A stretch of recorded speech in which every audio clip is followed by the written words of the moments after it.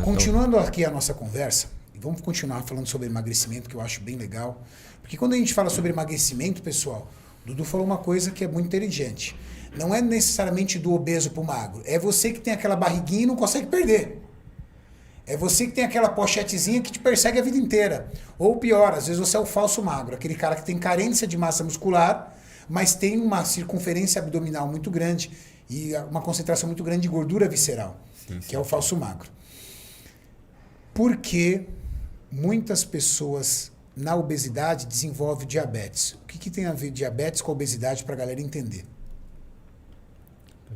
Então, a obesidade, quando o indivíduo começa a acumular muita gordura, a gente cria o que se chama um ambiente, né, de inflamação crônica, né, de baixa intensidade. Então, o tecido adiposo, ele não tem só células adiposas, ele também tem células do sistema imunológico. E quando você tem o aumento desse tecido, você tem uma maior proliferação dessas células do sistema imunológico e elas produzem algumas substâncias inflamatórias, que a gente chama de citocinas inflamatórias.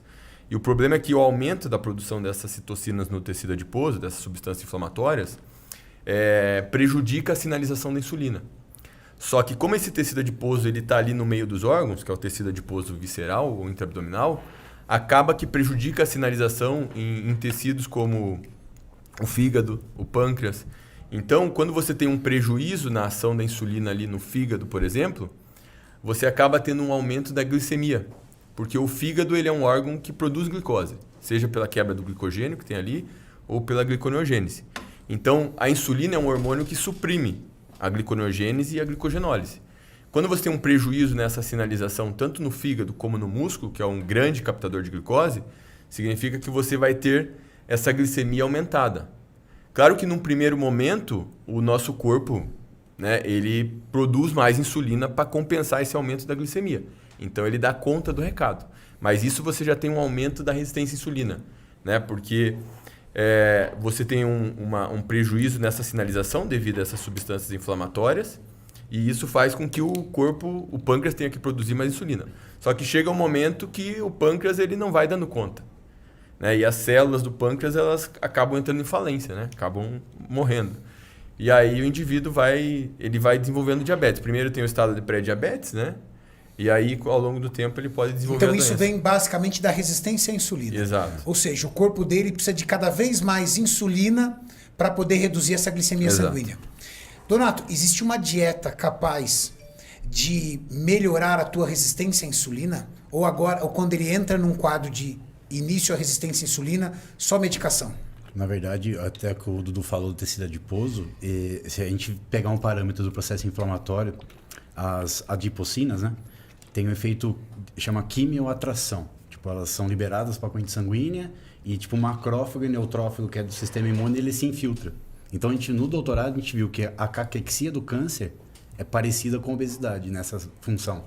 Só que o caquético, ele tem perda de tecido adiposo e inflamação local e o tecido adiposo aumentado no obeso também causa isso. Quando você me pergunta da dietas para reduzir, o foco maior mesmo é redução do tecido adiposo.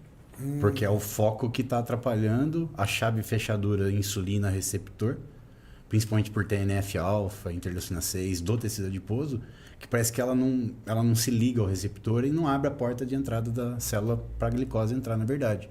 Então, no primeiro ponto, lógico, tem todo um balanço calórico, mas o foco seria reduzir o tecido adiposo para melhorar de forma lateral essa resistência à insulina. Porque a gente vê muitas vezes o paciente ali diabético ou pré-diabético com uma única restrição, não pode comer carboidrato. Só isso. Aí ele não pode comer carboidrato, mas tudo bem, então eu vou comer carne com gordura, eu vou comer tudo. Ele só falou para mim que eu não posso comer nada de doce. Não pode comer doce. Pode comer doce. E aí a pessoa acaba que ela às vezes não emagrece. Não. E na verdade, quando você fala da gordura, né, e você tem até uma piora do quadro metabólico pró-inflamatório dependendo do tipo de gordura que você ingere. Excesso de gordura trans e saturada piora a inflamação, né? Piora? Piora. É claro que assim, quando uma pessoa faz uma dieta restrita em carboidrato, ela muitas vezes é mais fácil ela reduzir as calorias com uma dieta assim.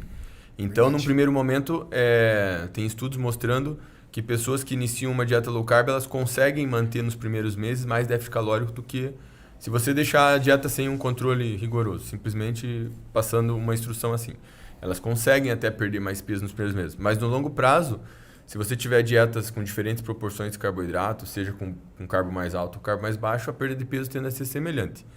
Então, por isso que o foco no tratamento ele deve ser você ter uma dieta que gere adesão e focar na qualidade nutricional, não ficar focando em macronutriente. Cada vez está ficando mais claro, dentro dos estudos, que se deve focar mais no alimento e menos no macro, porque macronutriente, como você pode ter gorduras diferentes, gorduras mais saudáveis e gorduras menos saudáveis, você pode ter alimentos fontes de carboidrato que são mais ou menos saudáveis.